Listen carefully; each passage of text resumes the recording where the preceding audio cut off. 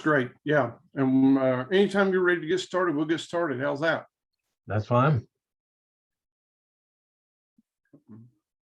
I'm ready whenever you are. All right. We're welcome to another edition of Mountain Zoom. We are glad to have Adam Downing with us with Virginia Cooperative Extension at Virginia Tech. And I'm gonna turn it over to Adam and let you introduce yourself. How's that? That works just fine. Thank you, Jeremy. Thank you, everybody, for joining this session of Mountain. What was it? Something or other. I'm Mountain Zoom. Mountain Zoom. Zoom. Okay. We have you have agents here or representation here from the University of Kentucky, Virginia Tech, University of Tennessee, and North Carolina State. Representatives of 4 states that are within the mountain region. And so hence we call it the Mountain Zoom. Yeah, very good. And I understand there are producers then from the region as well. That's the all right. So welcome again. My name is Adam Downing. Pleasure to be with you this evening to talk about silvopasture. I'm not a silvopasture expert, but I don't know that anyone is, because it requires a lot of different tool sets. And so one thing we'll mention here later is that it really takes a team. But my hope here is to sort of introduce the concept and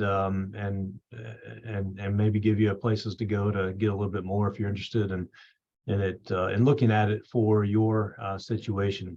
My background is forestry, so I love the tree side of it, but what I've enjoyed working with this, in particular, is John Fike, one of our specialists at Virginia Tech, who's in crops and soils and mostly a forage guy, has been kind of funny. When we go into one of our silvopasture projects, he's looking at the trees and asking me, how they're doing, what if we need more, if we should do some pruning, blah, blah, blah, blah, blah. And I'm like, well, how about the forage? Is this good? And so we've kind of traded places a little bit with curiosity about one aspect or the other of this. So let's go ahead and jump into this. And I think this will take about an hour. I'll probably try to move through a little quickly on some things and not get into too much detail. And then we'll hopefully have some time for questions if so desired at the end or whatnot. All righty. So I do want to mention John Fike. He is, if there's anyone that knows more about silvopasture in Virginia than someone else, it would be John Fike. So I've learned a lot from him and working with him. We worked together for quite a few years now in establishing some silvopastures out of existing forests, as well as planting it and involved with some research on them as well. So one of the things that we talk about is just how it does require a different way of thinking and looking at things. It's agriculture of the past century has kind of focused more in on reducing complexity than adding it. And I am feeling uncomfortable sometimes speaking about some of these things like agriculture, because I'm not an agronomist, I'm not a farmer, I'm a forester. So forgive me if I use some wrong terms, but I think I'll get most of this right. But when it comes to silvopasture, we really are introducing complexity.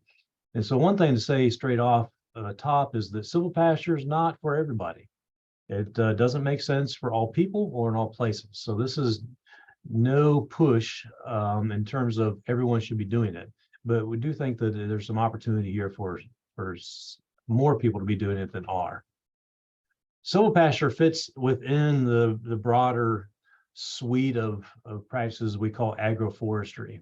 So in addition to silvopasture, other agroforestry practices are riparian buffer strips, forest farming, windbreaks, and alley cropping. So those are some other topics that may pique your interest and you want to take a look in. But for the sake of this session, we're going to be focused in on silvopasture. While silvopasture has kind of gotten more attention in the mid-Atlantic recently, it is not new. And it's not even new to the mid-Atlantic. In fact, this is a picture and much of the Appalachian region would have looked like 100 or so years ago, where livestock, forage, and trees are existing in the same time and place. The other thing that about silvopasture that it is not is it's not forced grazing. It's not just turning livestock loose in the woods. As foresters, we're trained and not just my generation, but even younger generations are trained that livestock and trees don't mix. And that is true, but not as a simple statement like that. Obviously, we're talking about silvopasture where they can mix if it's an intentionally managed system. But just turning livestock loose in the woods to what is called forced grazing is not the same thing as silvopasture. There may be a time and a place for it, but you end up in many cases with a degraded forest stand as a result of this. And we see this in forests, even that haven't had livestock in it for decades.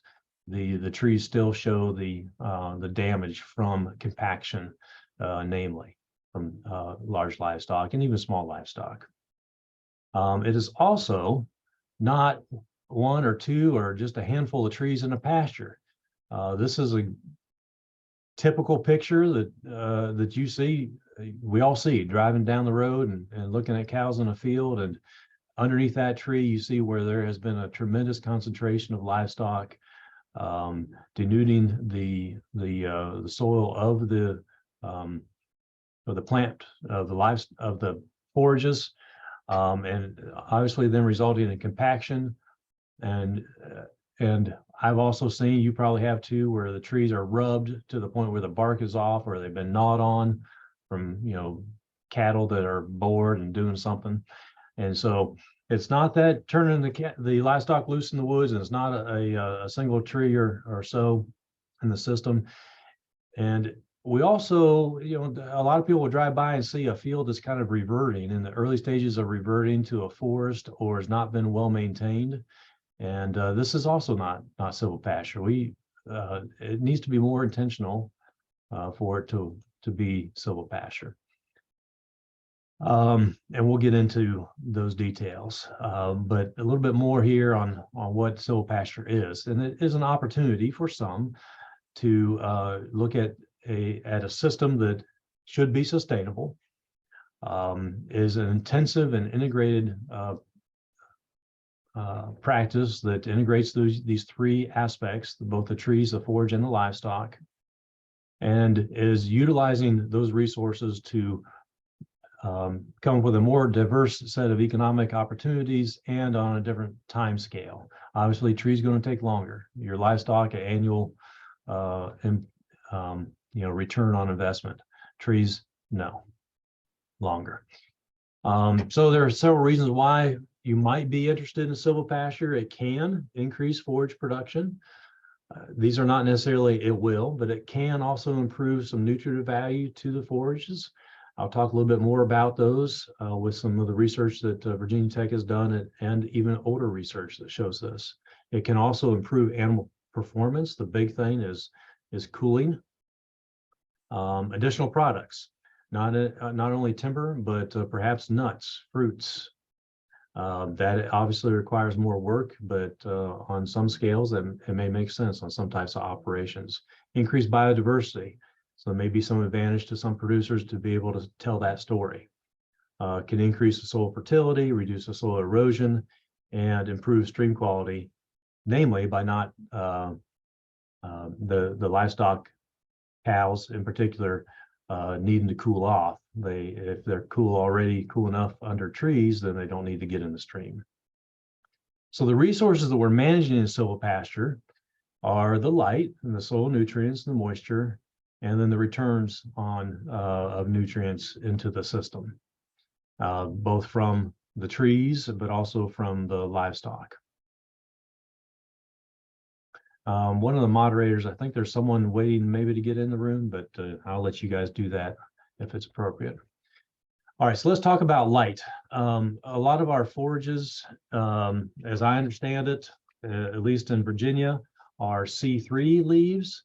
And so these are mostly light saturated at 50% of full sun, which means that you don't necessarily have to have full sun for the forages to maximize their production.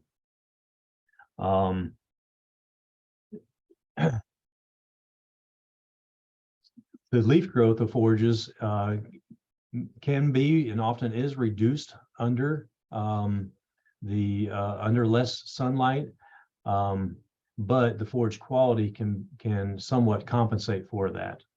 And there's also some evidence that the diffuse light that comes through a canopy, and this depends on the types of trees, can be used more efficiently than direct sunlight. And so this little graphics here at the bottom, these different trees, that is a consideration on trees that, especially if you're approaching silvopasture from planting into an existing field, then what kinds of trees might you want to have there to get the kind of light value to the forage for the forage production. All right, so let me try to explain this graph. CS is cool season grasses. That's the green line on this. And WS is warm season trees. If you look in the literature for warm season trees, you won't find anything. At least I didn't find anything. And I've heard John Fike talk about this for a number of years. And so I actually asked him just last night if he could send me something. And he said, no, I guess you just have to go say that John Fike says. But there is an aspect to some trees, just like grasses, will grow more in the heat of the summer than they will in the early part or late part of the summer. And so there are, haven't heard anyone else use that terminology of warm season versus cool season trees, but there are trees that are going to perform more in the warm season. So if you consider those two plant resources on the landscape, then we've got the opportunity here with cool season grasses utilizing that earlier part of the season, and the warm season trees utilizing that mid part of the summer. And so there's a temporal partitioning of these resources in this case. All right, this graph looks a little bit complicated, but this is soil temperature, soil surface temperature across the part of the year during the growing season, and with ambient air temperature on there as well. That's that, I don't know what you call it, that, well, it's the bottommost line in most cases. And the difference here, so the red line is low shade, low shade, yes, low shade amount. And so the soil temperature, especially during the hot part of the year, is a good 10 degrees on average above what the soil temperature is under even a medium shade condition. And if we put this pink line in here, that's a 75 degree. Let me double check that. 75 degree Fahrenheit, which is the optimum temperature for cool season grasses. And so by having a little bit of shade in there, we're actually getting that temperature down there closer to optimum for cool season grasses. And we're not necessarily losing productivity of those forages. And the temperature also affects the digestibility of grasses. And again, I'm out of my wheelhouse here, so I'm relying on this data from the John Fike has assembled, but you see some of it's pretty old, 1982. So there's a positive relationship to temperature and light, obviously. And so the yield of grasses is higher with higher temperature and higher light overall, but the digestibility does decline with increased temperature. And so there's a greater digestibility for cool season grasses that are grown in a little bit of a cooler environment. They're softer, not as fibrous as if they're grown in full sun. So there's also often a question of moisture. If you plant trees in a place that are going to have less moisture than for the grasses to grow, and there's quite a bit of research that shows that that's not necessarily the case. There is always going to be exceptions, and is going to depend on a lot of factors. Aspect of the slope, and you guys are all in the mountainous areas, so that's something to consider. But tree shade can reduce the evapotranspiration losses of the grasses, and testing and research they've done that there's often no soil moisture difference in deciduous silvopastures. Okay, so we got these two crops, the forages and the forest, two Fs, forages and trees, competing for the same resources, the light, the water, and nutrients. But perhaps one reason why we can say they're not necessarily competing directly is that there is a difference in where these exist, both above ground and below ground, with some tree roots going perhaps deeper than some of the grass roots, although by and large, tree roots and grass roots, as you all probably know, all plant roots are going to be pretty much in the same zone because they all need the same stuff, oxygen. If you go too deep, there's not oxygen. All right, so we call that temporal partitioning and separating the resources. Okay, so we talked about some of the biophysical aspects of these. Let's talk about the outputs and implications of these systems. And this is a picture of a research project that is ongoing, has been going on for a long time at Virginia Tech at a farm just out of campus called Kentland Farm. So it's close to Blacksburg, which would be sort of in the realm of the audience here in terms of kind of mountain lands. And this is looking down the hill. You can see the road at the bottom. So this is actually on a slope. It was planted with locust and black walnut, as I recall. So some of the data that we're sharing here is from that study. But we've also got other data from all the way back to 1939 in Tennessee, and so on that validate the same results.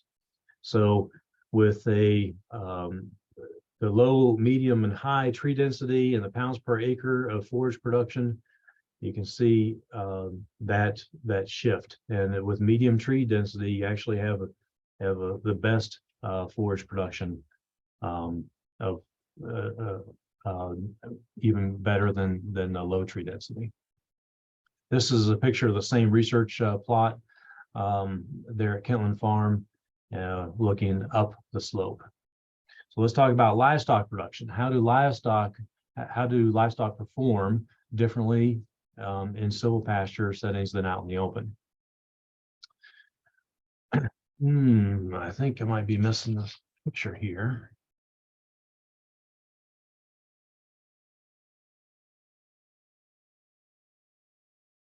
Okay, no, I'm getting there.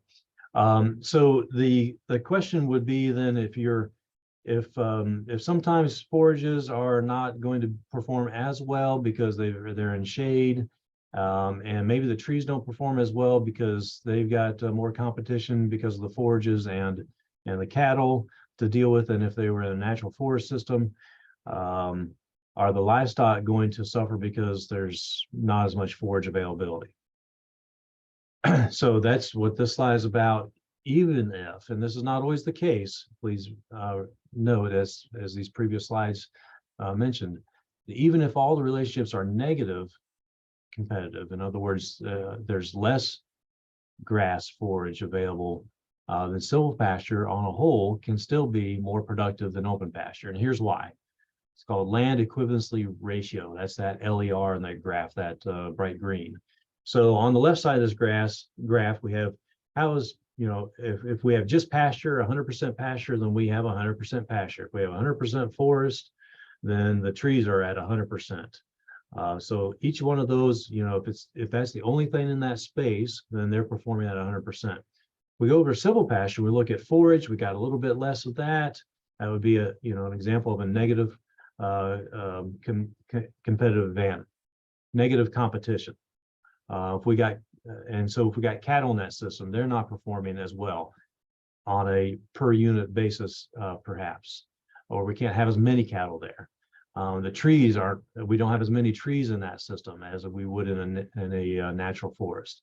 However, you add all those up and you've got less of each individual, but cumulative, then that land expectancy ratio is higher than if it's just one system by integrating that. I hope that makes sense. If we were in person, I'd be trying to read some faces, but land equivalency ratio. So even if we have a reduction in individual performance pieces, the additive effect of that can be, and if it's, and should be, if it's a well-managed silvopasture, it should be and will be higher than if it was just one of those things. All right, so some besides performance, and there's other aspects of silvopasture that that many producers are interested in, such as conservation. Water is a big one. In much of Virginia, not necessarily Southwest Virginia, but we're in the Chesapeake Bay watershed. You all got your own the New River watershed and situations over there, where agriculture is implicated, especially animal agriculture is sometimes implicated with water quality issues. And so silvopasture has a role to play in providing opportunities for animals, especially black-hided cows, to find relief from the heat, especially if they're on toxic fescue, which results in greater heat stress in livestock. I hope my ag extension agents are really, really proud of me talking like this, because I only am repeating what I've been told when it comes to animals. That's excellent. You're doing good work. Thank you. Sounding great, Adam. Thank you. So, you know, the approach has been, well, we're going to fix this water quality issue by fencing the cattle out, but then the cattle are stressed because they're in here because they need to cool down. And so perhaps we can help address this issue by silvopasture. In this picture, even though there's non-toxic fescue on one in this system, it's on the other side of the fence. The toxic fescue is here by the water hole. And so silvopasture may present an opportunity there, in addition to carbon sequestration and other things that kind of come and go sometimes with regard to mass media and public interest and things. All right, so what are some considerations in establishing silvopasture? Oh, I should mention one other aspect of silvopasture that's of interest is that it's visually very appealing. In fact, there's been research done on what people, the general public, finds as something that is a high visual appeal in terms of kind of natural landscapes, and that and silvopasture ranks high because it looks like that savanna sort of system, and so it's a visually appealing thing to look at too. And I know a producer not far from me here. He has a high rental house, high rent house on his farm, and he put a silvopasture within view of that to sort of enhance that for the renters and get a better price. All right, so how will we go ahead and think about establishing silvopasture? Thinking about the climate, what tree species are we going to thin an existing forest, or are we going to plant trees of certain species at a certain density in an existing open field? What kind of forages, what kind of livestock, what are the markets and accessibility to those?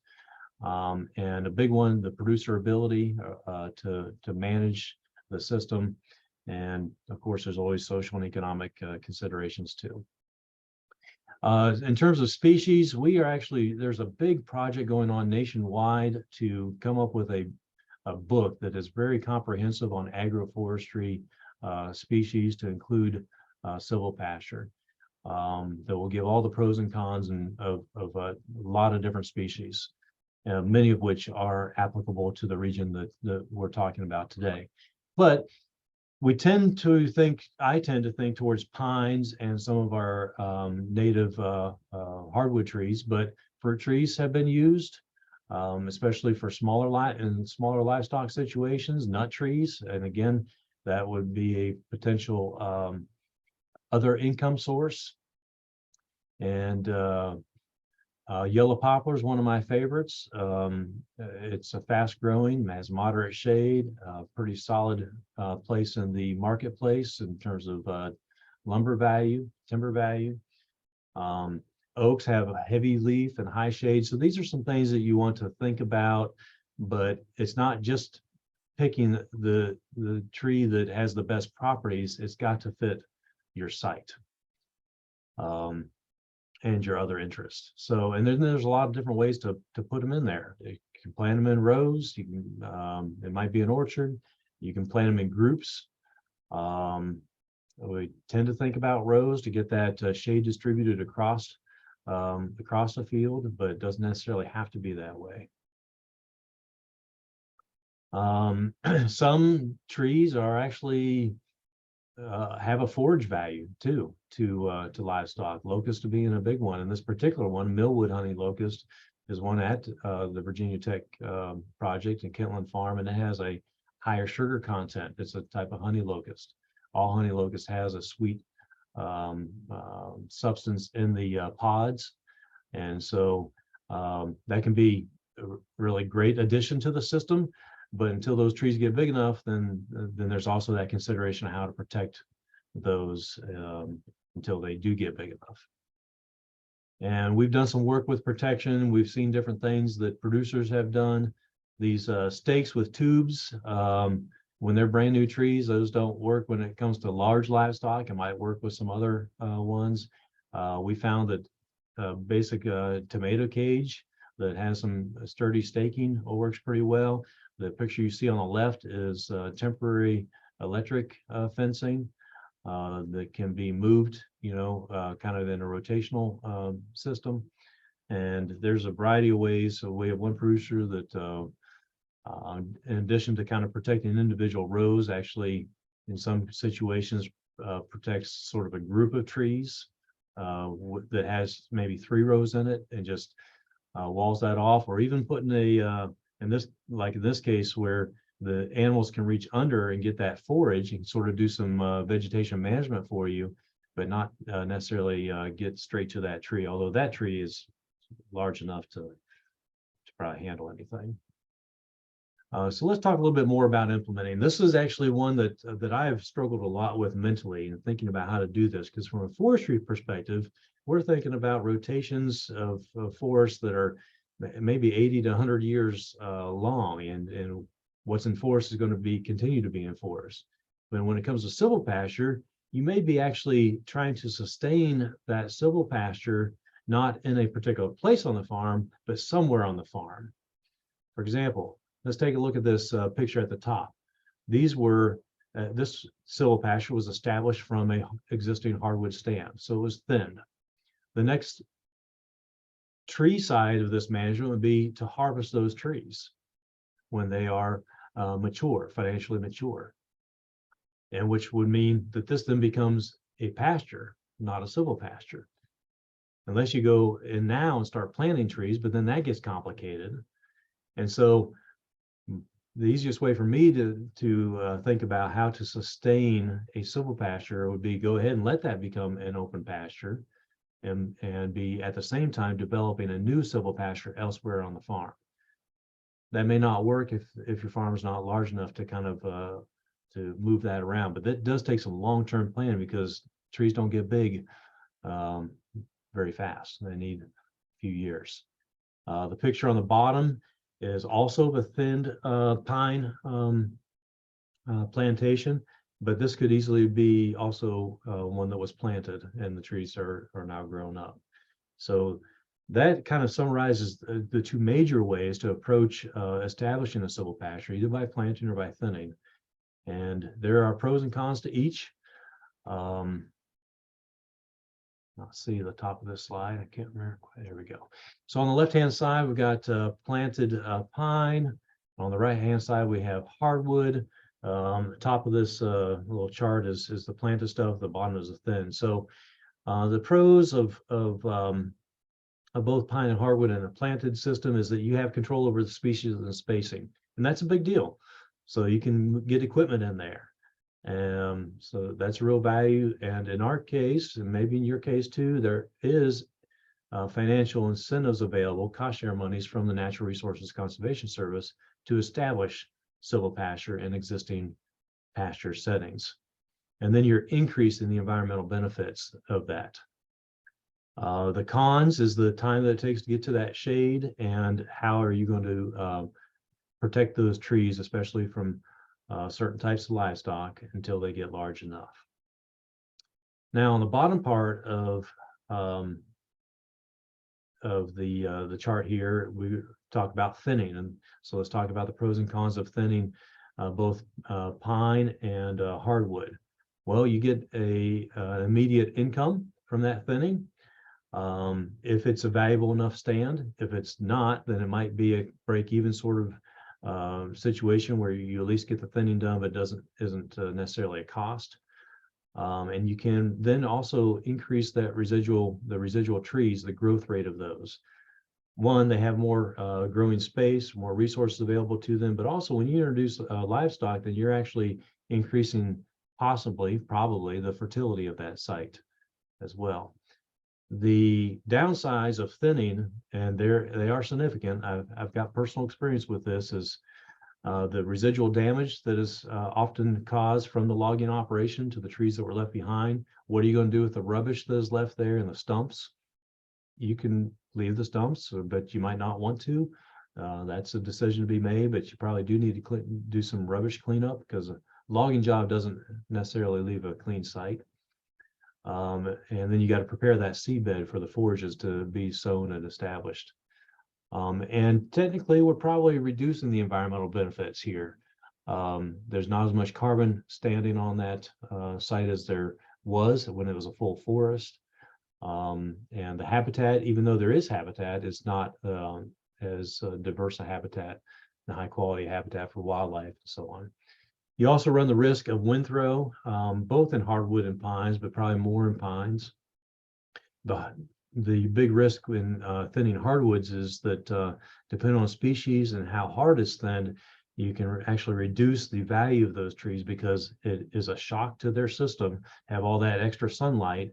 If it's too much, they'll sprout out, and that reduces the grade of that butt log, which is the most valuable part of the tree from a timber perspective. So just to look at it sort of graphically, and as far as the complexity of these options, the simplest would be to plant pines in an existing field, because then you've got that the control over spacing and species, and it's not a complex mix of species probably.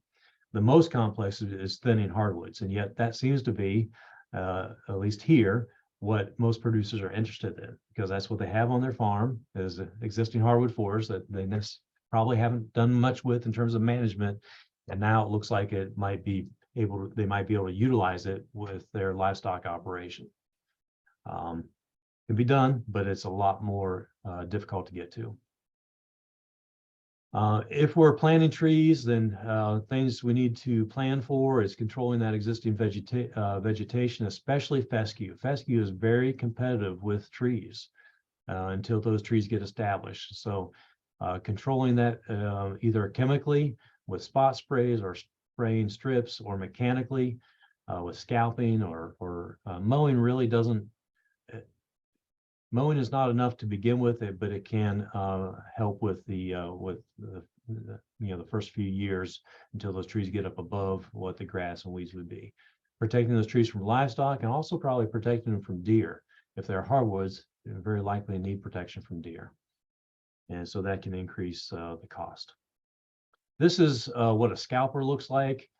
This can be used in open fields. It's not something that would be used in a reforestation where you have a forest that was clear cut and then planted, but where you're just dealing with sod that rolls back the sod, exposes bare soil, reduces that competition. This is fine for trees, but I'm not a big fan of it overall. This guy did it. Buck Holsinger is a producer in the Valley of Virginia, who, to my knowledge, is one of the few, I think there are only 2 or 3 producers in Virginia that have actually undertaken to utilize the cost share program from the NRCS to actually plant trees and get that financial assistance. So what you see here is a middle row of hardwood trees with a row on each side of pine trees that are meant to be trainer trees. In a forest, trees grow up because they're competing for light. If they're planted in the wide open, then they grow out. But in a silvopasture setting, we want them to grow up, so that they're not becoming a wolf tree and occupying a lot of space, right? And so those pine trees are there to sort of push those trees up and be a competitive effect on those hardwood trees. You see his temporary polywire here, but he planted utilizing that scalping method, and he wishes he didn't. And this is why. Because that scalping method rolls back that soil, leaves all those humps, then it was difficult to sort of manage the weeds that came up.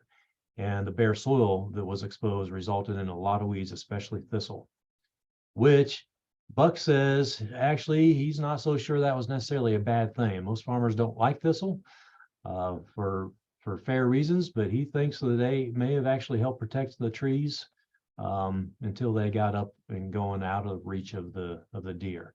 Could be. He used this machine, a walk behind sickle bar that actually has a different style of tooth on it that can cut down even pretty good size woody stems. The cutting teeth extend out beyond the prongs that kind of guide the vegetation in. Another method would be to, instead of scalping, be to spot spray right where the trees are going to be planted. And this is my preference. Some people don't want to use herbicides, and that's a whole nother conversation, but this minimizes the amount of disturbance to the soil, and so you get less weed pressure as a result. And it can be pretty easily done, you know, with a four-wheeler and driving along and doing that, or backpack sprayer, and even maintained this way.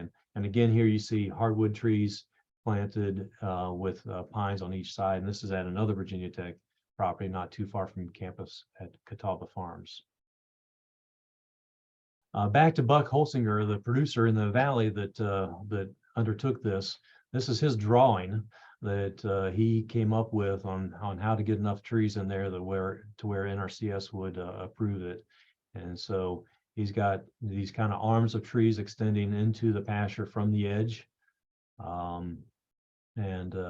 The species he utilized are HL's honey locust, yellow poplar, persimmon, and pitch lob are the pine trees. It's a pitch lob cross, so it does a little better in the cold tolerance. So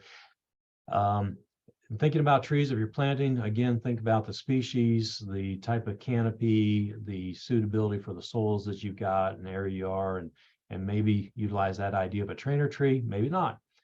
And then your spacing, which need to think about, especially if you want to be able to get equipment in there. If it's a tractor and a bush hog, then leaving plenty of space for that, you know, a couple feet, probably 4 feet more than what the width of your machinery is, so that you can get through there as those trees put on a little bit of size. And not so much for the stem size, but the branches that are going to be coming out and so on. So let's talk about thinning the forest, the more complex a way to approach a silvopasture establishment. So the residual species, the trees that we're leaving behind, should be as well suited to silvopasture as possible. So maybe we're looking more at the yellow poplar. If you got any locusts, you might want to be leaving those. Whereas in traditional forestry, we would not be leaving locusts. We'd be leaving oak to try to get those bigger and better. But maybe you're taking out the oak. But not only species do we look at, but we also look at whether they're acceptable growing stock. And that's what ag and UG is. So a little bit of behind the scenes, behind the curtain look here into forestry, we call trees ags and UGs. And that refers to if it's acceptable growing stock, an ag, then it's has a good chance of being there for the next 10, 20 years. An UG, unacceptable growing stock, may be so designated because it looks like it's on its way out, looks like it's dying, or it has poor form, it's been broken, whatever reason makes it undesirable. We also want to leave species that are going to add value as they grow, which locust can be that. Might be fence posts for use on the farm. How much to thin? This is a tough one. What I have here is 50% basal area. Basal area is a way that we sort of, the foresters measure how fully occupied the site is with trees. And it's too complicated to get into it to explain. But it's not just removing 50% of the trees. It's different than that. And without more time, I don't know how else to summarize it. But we do want that residual stocking to be sort of evenly distributed. In most cases, again, you could leave it as a clump, and still with a clump of trees, It's different than just a forest. Yes, there's going to be some concentration of livestock probably in the middle of that, but as that sun moves through the sky, that shade moves. So the livestock will move with that shade. And we definitely want to have a skilled logger in the situation of thinning a forest, where you want that residual acceptable growing stock to have minimal damage to it. There will be damage, but you want to minimize that. Here's an example of a thinning situation of another producer in Virginia, and this was too heavily thinned. You see all the epicormic sprouting. So these trees, when they were in the forest setting, didn't have those branches but on that lower 2/3 of these stems. In fact, that picture you see, it looks like the trees are, that one tree is turning early in fall color. It's that got that color because it's under tremendous stress and it has significant dieback. And so these trees that may have been, that would have been saw logs, are now railroad ties or pallet logs. So that unfortunately degraded the value because of too heavy a thinning. This is actually at McCormick Farm. I was involved with this project from beginning to end, and it's still there. So I marked the trees to come out, and we found the logger and sold the timber, and we got residual damage. The picture on the right shows, and the picture where you see this kind of curved tree, it was the best tree to leave in the spot. We needed something there, but without the other support around it, in this particular case, it sort of is flopped. And sometimes that happens. Well, it's certainly not desired. So when you're working in a natural forest setting, to thin into silvopasture, sometimes you don't have what you want. And so you have to accept something that's not as good as it otherwise could be in a planted situation. So that this is at McCormick Farm. I mentioned the project that I was involved in from beginning to end. This is right after the thinning. In fact, you still see the log deck there, so it's not even quite completely done, but this is basically what it looked like after the log row is done. There's still a good bit of work to be done here. All these slash piles, in this case, we had an old building to get rid of, and so we hired someone to come in with a forestry mulcher, and on half of it, we had that done. The other half, we just had pushed with the skidder operator actually pushed it with his blade into burn piles. And we wanted to see what the difference was in terms of soil damage, and if it was going to make a difference in getting the forage seeds to establish.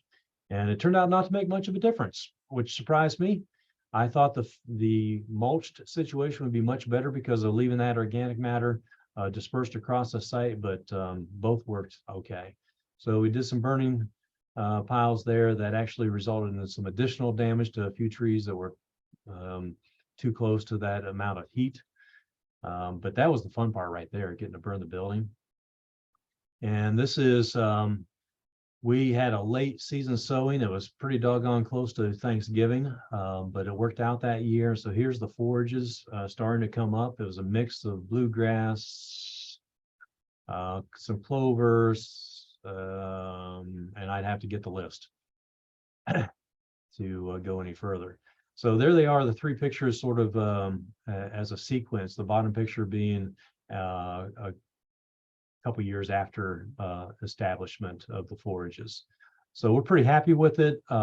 Another issue that we ran into here is that there was a good bit of ash that I left behind as residual stems.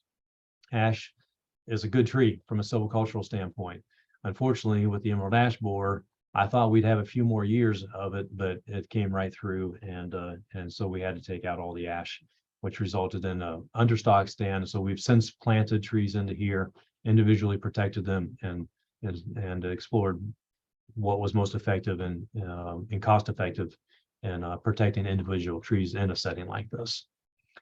So some kind of the big questions that we think about that you might be interested in is, is this sustainable? And I kind of alluded to this already. It probably isn't sustainable on a particular site. It's just going to be a lot of work to be thinning and planting trees all the time, on a particular field or parcel. But on the farm, yeah, this can be sustainable, but it's going to take long-term and strategic planning. And that is my final slide. I just, I'm not much of a hunter, but this guy was running around the silvopasture and I chased him down with a stick. And so here's my trophy for the end of a hard day's work. And thanks for listening. I know I've done a lot of talking for quite a long time. I hope there's been something in here, and otherwise with the remaining time, happy to entertain any questions. What did your trophy say that the weather was going to be for the next few months? I heard yesterday's fella said 6 more months, but yeah, I don't know about him. It was kind of a hot day, so we're ready for winter. Did you find in your research that there are certain species generally that do better for the livestock, that maybe tolerate the grazing better without having problems like your oaks? I know there's problems with livestock with oaks and cherries. Yeah, right. But do you have certain trees and certain? Well, yeah, good question. Locust sort of always floats to the top for a number of reasons. It's a nitrogen fixer, so that enhances the soil for the forage base. It's got a good diffuse canopy. It's fast growing, has uses on farms that people, aren't stuck on treated posts for fencing and stuff like that.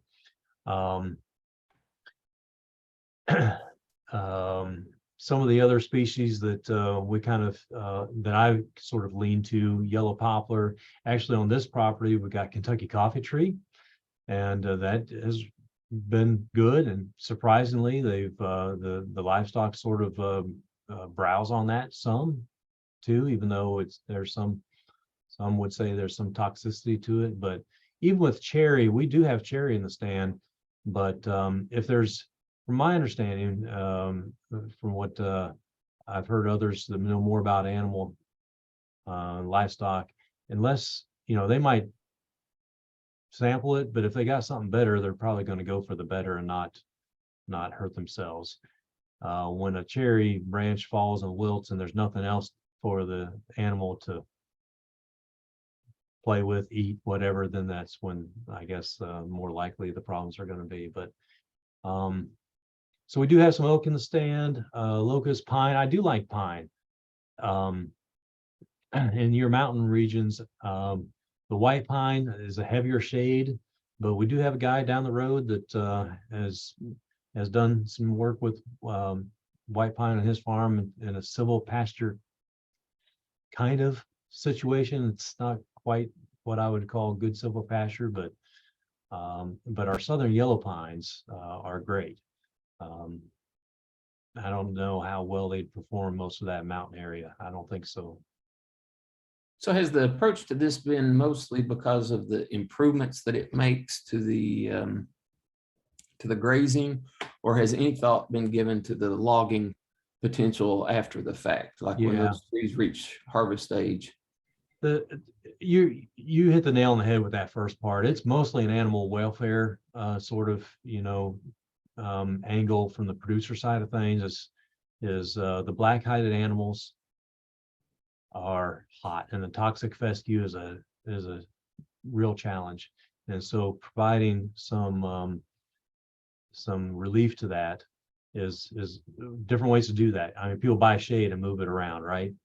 And so here we can probably provide that shade for cheaper than those mobile shade structures, and have something that doesn't decrease in value over time, it actually increases.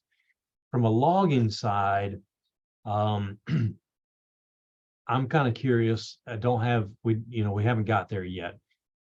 There's certainly not as many trees in the system. So I think that the way this would probably work best is if a silvopasture that was ready to be harvested was part of a more traditional forest harvesting. So there's a forest elsewhere on the farm that's being harvested, then that might be the time to also harvest the silvopasture. Just because there aren't that many trees in the silvopasture, unless you got acres and acres and acres. However, the accessibility is, can't beat that. so easy to see and work in. So that is going to offset that a little bit, but just a little.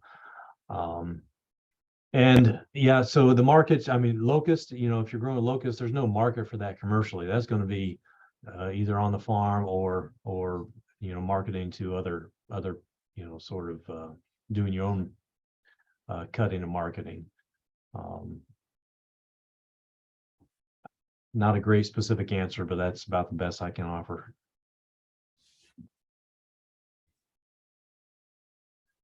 Jeremy, you got anything for Billy? Brad? Great job this evening, Adam. Really good Thank you. stuff there. Great information. Thank you very much. Folks, if you've got questions, you can put those in the chat box. You don't have to necessarily say it out loud. We Let can. me share another screen here that I've got pulled up. We do have quite a few videos that we've produced over the years on Silvopasture with interviewing producers and taking a look at different things and places. So I think that if someone is interested, that's probably a really good place to look. Let me just do this. There, is that, you can see that now? Yeah. Okay. So get that groundhog off the screen anyway. So from different parts of the state, and you know, like thinning pine, thinning hardwood, planted hardwood. These are some of the more recent videos. They're all pretty short. And so maybe I'll drop that link in the chat for folks. That's great. We did have one comment in the chat box that white pine could have value added for Christmas. Yeah, so that's right. Maybe, you know, the if you had pine trees, then tipping those while they're in a silvopasture situation, that would certainly work. If you, so here's another, I'm thinking out loud, but yeah, you plant a Christmas tree farm, and but the plan is not to harvest every tree for Christmas trees, but while they're Christmas tree size, you're selling some of those, maybe every, you know, every other one, or sell two, leave one, sort of things in a row. And then those residual trees are what become your silvopasture trees. They're talking about reeds and roping materials as well. Yeah. Was there any consideration given to stringing? I know people are loath to add fencing, but maybe establishing this row of trees and then maybe putting a single strand of barbed wire just to protect the trees. Yeah. Yeah, good question. And there are some people that have played around with all that and others. Even so we've all seen those plastic tubes that go over trees and kind of riparian plantings, you know, protect the tree from deer. They don't protect a tree from a large livestock animal. But I do know a guy up in Pennsylvania who does that and then just wraps barbed wire around it. And that seems to be working. And instead of using a wooden stake, using a fiberglass or something that will bend, so that, okay, it can still lean up against it, but it doesn't break the stake, and the tree will bend. So that can also work. And so Shad, that's good. We haven't, I don't know of anyone specifically who's tried a single strand of barbed wire to protect a tree, but it might work.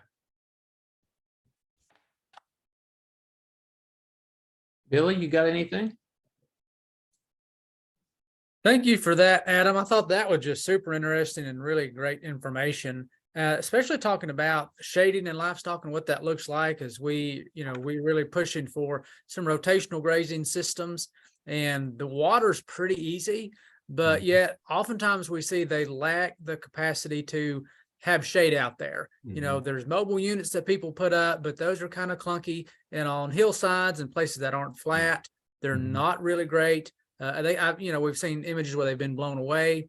So kind of building a system, kind of this layered system, and thinking about that solves numerous problems. You know, so kind of your slide several early in the presentation where you're talking about stacking those enterprises. Right.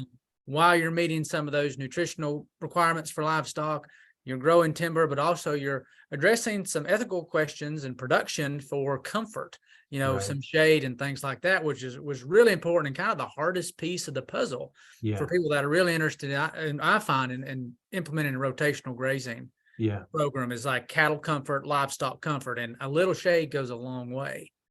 A couple things that came to my mind, Billy, as you were talking there, and thank you for that. The producer that Buck Holsinger in Shenandoah Valley, one thing that he was excited about is that it was his farm is small and it had virtually no trees. There were just a few on the property edge, and he was excited to actually create some hunting opportunities for he and his son.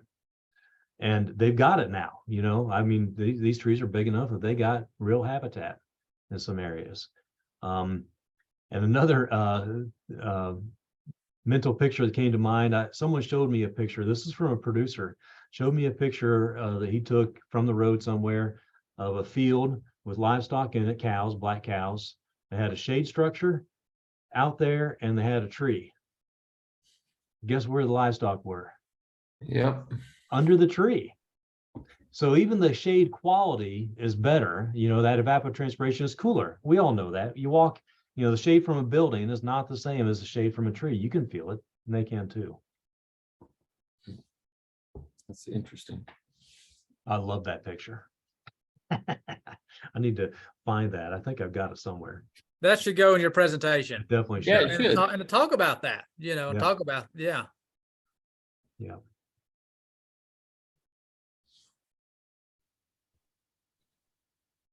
Very good.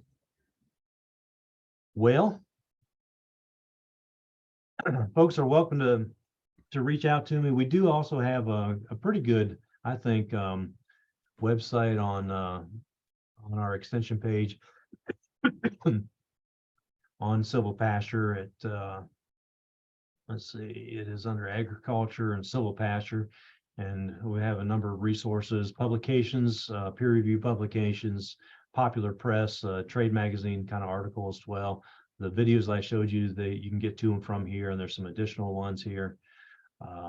So if that is a place that folks can go and take a look at additional stuff if they want to, and if anyone wants to follow up with myself, you're welcome. Well, thank you, Adam. We appreciate you very much. Thank you very much.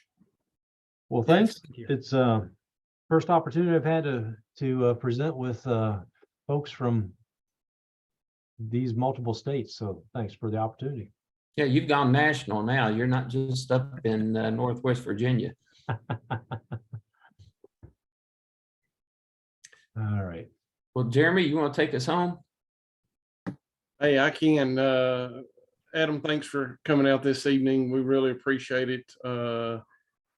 Zooming in with us, and this is one of those things. We recorded it, so it'll be on the YouTube pages, be on the Letcher County Extension office page. It'll be on the VCE Wise YouTube page as well. That's probably the first place it's going to land. So information is going to be out there. I know Shad, he sends it out to his government channel, so it reaches a lot of people out there. So it's not just catching people who are currently online, but it's going to catch people from, I guess from now on, so to speak. But 88,000. there you go. There you go. So we appreciate everybody joining us this evening. And we've got another Mountain Zoom again next Thursday evening, 6 o'clock. And Shad, right off the top of my head, what? I knew you were going to hit me with that, and I'm not ready to answer that question. I think, is that the gardening one with Robert?